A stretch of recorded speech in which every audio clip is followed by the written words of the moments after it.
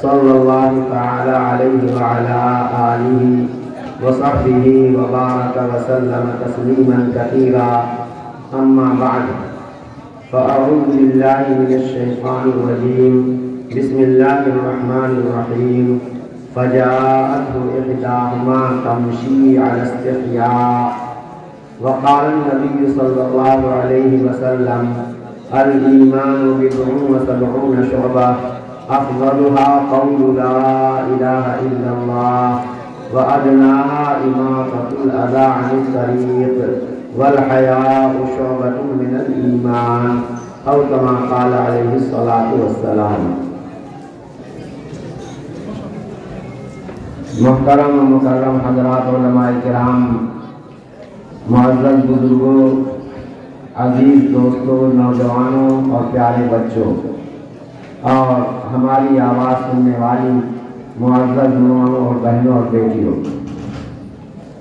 آج کا یہ جلسہ آپ کے اس محبوب مدرسے کا سالانہ جلسہ ہے، جس میں آپ نے دیکھا کہ جو چھاتر حافظ ہو گئے ہیں ان کو پگڑی دی گئی ہے، اور یہ پگڑی دینا علامت ہے اس بات کی کہ ہم نے ان کو تیار کر دیا ہے، اب یہ فیلڈ میں جا کر قوم کی خدمت کریں گے انشاءاللہ۔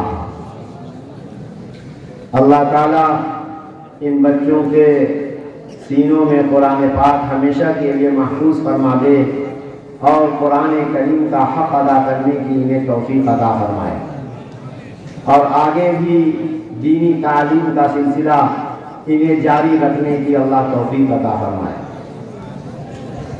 میرے بھائیوں، میں نے آج کے اس عوامی جلسے کے لیے جو موضوع منتخب کیا ہے وہ یہ کہ حیا اور شرم یہ انسان کو سنبھالتی ہے۔ آدمی کے اندر اگر حیا اور شرم ہوتی ہے تو وہ اچھے کام کرتا ہے، اور اگر آدمی کے اندر نرلجتا ہوتی ہے، بے حیائی ہوتی ہے، تو وہ غلط اور برے کام کرتا ہے۔ بلکہ حدیث میں یہ بھی ہے کہ اذا فاتك الحیاء فافعل ما شئت، حیا ہی جب تمہارے ہاتھ سے چھوٹ جائے گی تو تم برا سے برا اور گھنونا سے گھنونا کام کر سکتے ہو، کیونکہ جو چیز انسان کو کنٹرول کرتی ہے وہ چیز حیا اور شرم ہے۔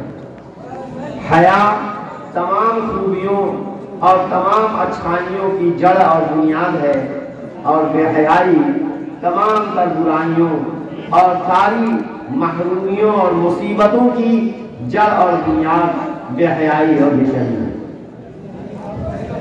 نحمدہ و نصلی علی رسولہ الکریم، اما بعد۔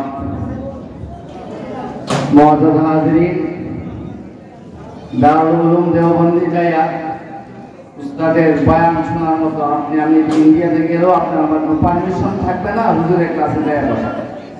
কি বলেন, ঠিক কিনা? ওই ক্লাসে যারা ছাত্র তাদের কেবল বসার অনুমতি আছে, পারমিশন আছে, কিন্তু এই মাদ্রাসার বরকতে আমরা আজকে সরাসরি সামনে বসে বয়ান শোনার সুযোগ পাইছি। কি বলেন, ঠিক কিনা? আওয়াম খাওয়াস আলেম ওলামা তালাবা সবাই আমরা সেই সুযোগটা পেয়েছি। এই জন্য মজলিসের আদব রক্ষার্থে আমি আগে বলবো, যারা এখানে দাঁড়ায় ভিড় করতেছি, অনেক জায়গা আছে, আপনারা একটু কষ্ট করে সবাই চলে আসেন, অল্প সময় হুজুর বয়ান করবেন, মাহফিলটা সুন্দর দেখা যাবে। যারা দিকে খালি জায়গা সেদিকে তো চেপা বসেন, ওই দিকটা ভিড় হয়ে গেছে, হুজুর বসতে পারতেছে না, একটু দিকে চেপা যান সামনে। আমার সামনের জায়গাটা আমি পূরণ করে বসি, বাস। প্যান্ডেল বানানো হয়েছে, জায়গা খুব সংকীর্ণ, তাড়াতাড়ি 1 মিনিটের ভিতরে রাস্তা দিয়ে দিই, যারা ওদিকে আসে বারান্দার ভিতরে চলে আসেন, এদিকে ফাঁকা জায়গায় চলে আসেন, তো রাস্তা দিয়ে দেন, আপনার সবাই ওদিকে চলে আসে, 1 মিনিটের ভিতরে তাড়াতাড়ি চলে আসেন সামনে। এটা মজলিসের আদব, সুন্নত দিকে বসা, ফাঁক বন্ধ করে বসা, তাড়াতাড়ি চলে আসি ভাই। হুজুরের সামনে এভাবে দাঁড়ায়া কথা না শুনলে ভালো হয়, হুজুরে আরো ইনশাআল্লাহ অনেক গুরুত্বপূর্ণ কথা বলবেন। তো মোহতারাম হাজিরিন, আমাদের উস্তাদ মুআজ্জাজ মেহমান আল্লাহ রাব্বুল আলামিনের পবিত্র কালামের আয়াতের একটি অংশ তেলাওয়াত করেছেন এবং হাদিস শরীফ থেকে একটু তেলাওয়াত করেছেন। দুটো আয়াত এবং হাদিসের সারমর্ম হায়া সম্পর্কে, লাজ লজ্জা শরম, এই বিষয়ে হযরত কিছু কথা বলতে চাইছেন। হযরত বললেন প্রথমে যে ছেলেদেরকে আমরা পাগড়ি দিলাম তারা কোরআনের হাফেজ হয়েছে, তারা এখন কিতাবখানায় পড়ে অনেক বড় আলেম হবে।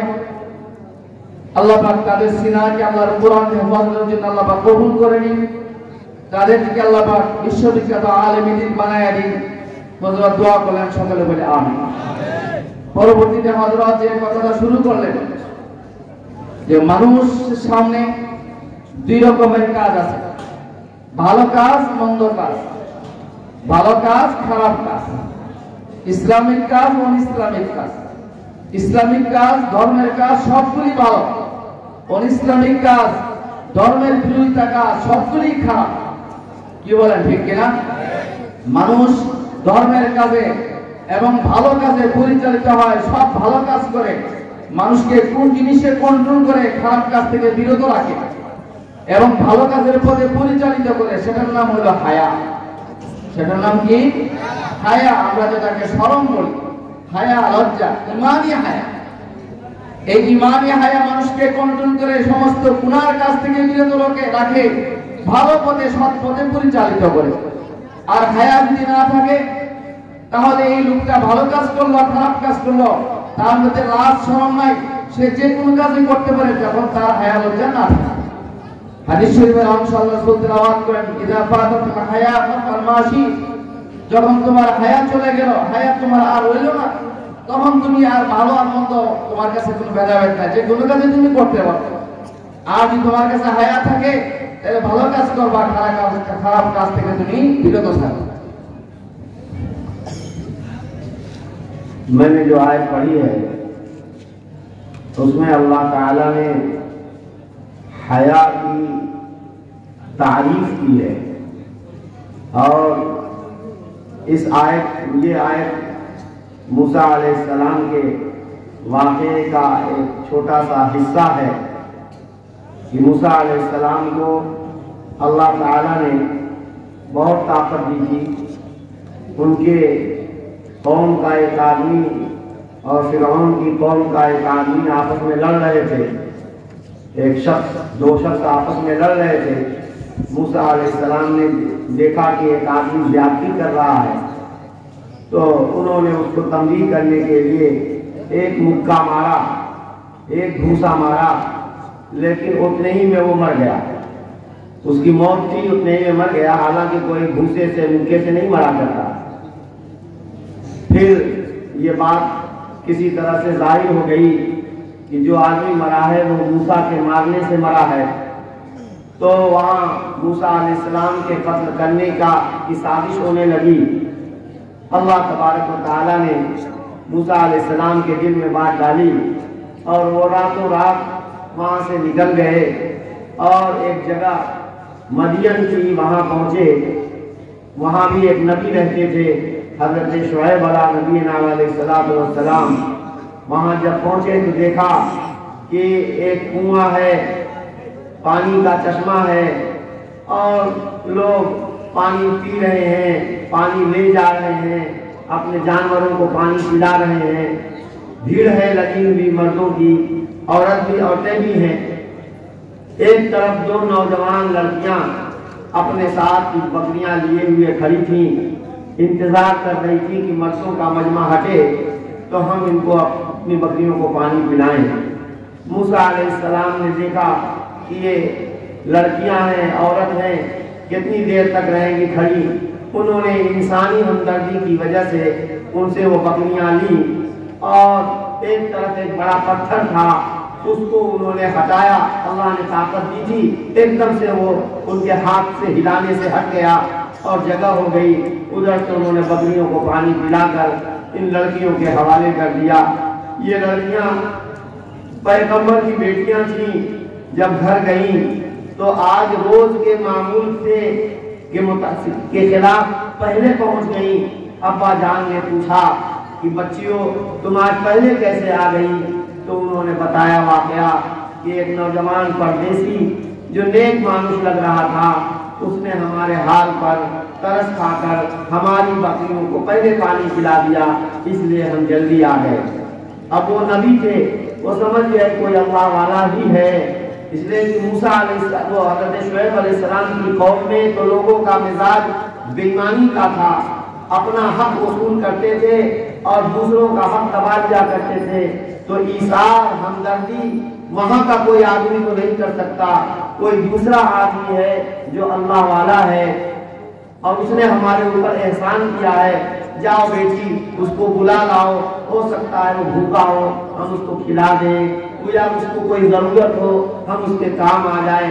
हल जज़ाउल एहसान इल्लल एहसान, ये इंसान की फितरत का तकाज़ा है कि कोई हमारे साथ नेकी करता है तो हम भी जवाब में उसके साथ भलाई करते हैं, ये इंसानियत का तकाज़ा है। बहरहाल तो वो जो बड़ी लड़की उनकी गई बुलाने के लिए, तो उनके जाने का अंदाज जो था वो अल्लाह को इतना प्यारा लगा, अल्लाह को इतना पसंद आया कि अल्लाह ने उसको अपने कलाम पाक में हाईलाइट करके बयान किया है और यूँ फरमाया कि उनमें से एक लड़की आई हया की सवारी पे सवार होकर, यानी हया और शर्म का मुजस्समा और पुतला बनी हुई आई, बड़े इत्मीनान से, बड़े वक़ार से, पर्दा किए हुए और कहीं से बेहयाई बेशर्मी नहीं जाहिर हो रही थी। मालूम ये हुआ कि हया और शर्म ऐसी सिफत है कि अल्लाह को पसंद है, इसलिए अल्लाह तबारक व तआला ने उस खातून की हया और शर्म की अदा को खास तौर से बयान फरमाया है ताकि लोगों को भी इससे नसीहत और सबक हासिल हो जाए कि हया और शर्म कोई बहुत ऊंची सिफत है जो अल्लाह तबारक व तआला को पसंद है। মোহতারাম হাজিরিন, অনেক গুরুত্বপূর্ণ তাদের জরুরত শেষ করার পরে মহিলাদের সিরিয়াল লাগতো, তখন ওই দুই মেয়ে তাদের বকরিগুলিকে পানি পান করে তারপর বাড়িতে নিয়ে যেতেন। প্রতিদিন যে টাইমে যাইতো, একদিন অনেক আগে চলে গেল, বকরি নিয়ে পানি পান করে। ওনাদের পিতা ছিলেন, দুই মহিলার পিতা হযরত শুআয়ব আলাইহিস সালাম, আল্লাহর নবী ছিলেন। নূহ আলাইহিস সালামের শুআয়ব আলাইহিস সালামের জিজ্ঞাসা করতে, তোমরা আজকে অন্যান্য দিনের ব্যতিক্রম তাড়াতাড়ি চলে আসলে কি ব্যাপার? মেয়েরা বলল किरदार को और हया की अहमियत को बयान फरमाया है। हदीस ये है कि हज़रत सल्लल्लाहु अलैहि वसल्लम ने इरशाद फरमाया कि अल ईमान बिदउन व सबउन शुअबा, ईमान की 70 से ज़्यादा शाखें हैं, यानी 70 से ज़्यादा ईमानी आमाल हैं कि जब आदमी ईमान कबूल करता है तो उस ईमान को मुकम्मल करने के लिए कुछ और काम करने पड़ते हैं। वो 70 से ज़्यादा काम है। जब आदमी वो काम करता है तो उस आदमी का ईमान मुकम्मल होता है, और जितना ज़्यादा उन कामों में कमी होती है उतने ही ज़्यादा उसके ईमान में कमी वाक़ई हो जाती है, ईमान कमज़ोर होता है। अब 70 से ज़्यादा ईमानी तकाज़े, 70 से ज़्यादा ईमानी आमाल, इतने तफसील से अगर सबको नबी सल्लल्लाहु अलैहि वसल्लम बयान फरमाएंगे तो किसी को याद भी नहीं रहेगा। लेकिन मेरे आका सल्लल्लाहु अलैहि वसल्लम को अल्लाह ताला ने कोड वर्ड में, मुख्तसर अल्फाज में ज़्यादा से ज़्यादा काम की बात बयान करने का मलका और सलीका अता फरमाया था। चुनांचे हज़रत सल्लल्लाहु अलैहि वसल्लम ने फरमाया, एक तो सबसे ऊपर दर्जे का ईमानी अमल कि उसके बगैर तो आदमी मोमिन ही नहीं होगा, उसको बयान फरमाया कि अफ़ज़लुहा क़ौलु ला इलाहा इल्लल्लाह, कि उनमें सबसे अफजल अमल ला इलाहा इल्लल्लाह का इकरार करना है। ला इलाहा इल्लल्लाह का इकरार जरूरी है। दिल के अंदर अगर ईमान है तो इस ईमान को जुबान पर लाना जरूरी है, तभी जाकर के दुनिया वाले उसको मोमिन समझेंगे। दिल में अगर आदमी ईमान छुपाए होगा तो उसको मोमिन नहीं कहा जाएगा और उसके साथ मोमिन का मामला नहीं किया जाएगा। تو دل سے لا الہ الا اللہ کو ماننا اور زبان سے اس کا اقرار کرنا کہ اس کے بغیر تو کوئی مومن ہو ہی نہیں سکتا، تو سب سے اونچا درجے کا ایمانی عمل، سب سے ضروری اوشیہ عمل جو ہے وہ ہے لا الہ الا اللہ کا اقرار کرنا۔ اس کے بعد نبی صلی اللہ علیہ وسلم نے سب سے چھوٹے درجے کا، یعنی سب سے ہلکے اور معمولی درجے کا جو ایمانی عمل ہے اس کو بیان فرمایا کہ وَأَدْنَاهَا إِمَاطَةُ الْأَذَىٰ عَنِ الطَّرِيقِ، اور ان میں سب سے ادنا درجے کا ایمانی عمل راستے سے تکلیف دہ چیز کا ہٹا دینا ہے۔ مومن کے مزاج میں اور مومن کی طبیعت میں امن اور سلامتی ہوتی ہے۔ مومن کسی دوسرے کو تکلیف نہیں پہنچاتا ہے، بلکہ اگر اس کے ذریعے اگر وہ کسی دوسرے کو تکلیف پہنچاتا ہوا دیکھتا ہے تو اس کا دفاع کرتا ہے اور چاہتا یہ ہے کہ اس پر کوئی آئی ہوئی مصیبت اور آفت جو ہے یہ ٹل جائے۔ مومن اس کے ایمان کا تقاضا یہ ہے کہ اس سے بھی لوگ محفوظ رہیں اور وہ لوگوں کو بھی دوسروں سے محفوظ رکھنے کی کوشش کرتا ہے، اس کا ایمان کا تقاضا یہ ہے۔ تو ادنا درجے کا ایمانی یہ ہے، عمل یہ ہے کہ اگر آدمی راستہ گزر رہا ہے، چل رہا ہے، اس نے کوئی کانٹا دیکھا، کوئی پتھر دیکھا، کوئی اور تکلیف دہ چیز دیکھی تو راستے میں ویسے ہی چھوڑ کر آگے نہیں بڑھ سکتا، بلکہ اس کا ایمان اس کو مجبور کرے گا کہ وہ اس تکلیف دہ چیز کو ہٹا کر کنارے پھینک دے۔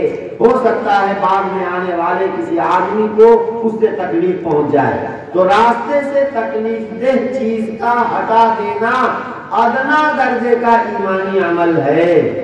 میرے دوستو، یہ مومن کی پہچان ہے، صفائی ستھرائی اور دوسروں کو تکلیف سے بچانا۔ اب ہم ذرا سوچیں کہ کیا ہم ادنا درجے کا ایمانی عمل ہمارے اندر پایا جاتا ہے؟ ہمارا حال تو اتنا بگڑ گیا ہے کہ ہم اپنے گھر سے کوڑا کرکٹ کی ٹوکری نکال کر لا کر بچے کے جو بچہ لاتا ہے تو اس کو دروازے پر، بیچ سڑک پر، بیچ راستے پر ڈال دیتا ہے۔ اس کو اس کی پرواہ نہیں ہوتی کہ آنے والوں کو تکلیف ہوگی، اس سے لوگوں کو گھن آئے گی، ان کو اس کی پرواہ نہیں ہوتی ہے۔ ہم کو تو یہ تعلیم دی گئی ہے کہ راستے میں اگر کوئی خراب چیز پڑی ہے، لوگوں کو جس سے تکلیف ہوتی ہے، اس کو ہٹا دو، یہ تمہارے ایمان کا تقاضا ہے، اور ہم الٹے لوگوں کی اذیت اور لوگوں کی تکلیف کا سبب بنتے ہیں۔ ہمارا حال کہاں تک پہنچ گیا ہے میرے بھائیوں اور دوستوں؟ اگر مومن اپنے ایمانی تقاضوں پر عمل کرے، خدا پاک کی قسم دنیا میں چین سکون اس کو نصیب ہوگا، اور جو ہمیشہ ہمیشہ کی زندگی آخرت کی زندگی ہے وہ تو اچھی سے اچھی زندگی ہوگی۔ اور ہم نے اپنے بدعملی کی وجہ سے اپنی آخرت بھی برباد کر رکھی ہے اور دنیا کو بھی ہم نے اپنے لیے جہنم بنا رکھا ہے۔ میرے بھائیوں، سوچنے کا مقام ہے کہ کیا ادنا درجے کا ایمانی عمل ہمارے اندر پورے طور پر پایا جاتا ہے؟ اگر نہیں پایا جاتا ہے تو ہمیں عہد کرنا چاہیے کہ ہم آج سے اس حکم پر عمل کریں گے۔